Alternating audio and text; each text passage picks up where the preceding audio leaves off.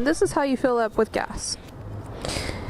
This bike takes 90 or higher, so we're gonna go with 91.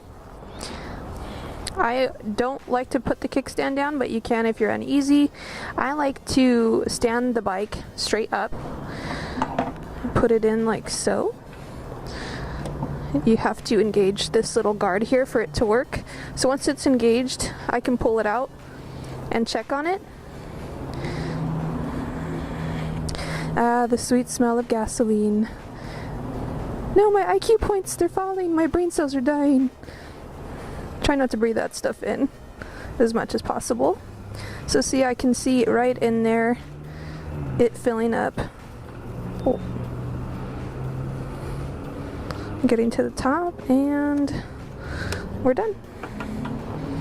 Now you want to not drop any of the gasoline on your paint job because gasoline will take off your paint. Hang this up. You want to get this closed as soon as possible because gasoline evaporates at an incredible rate. So all of your hard-earned dollars are literally evaporating. And that's it. That's how you fuel your bike.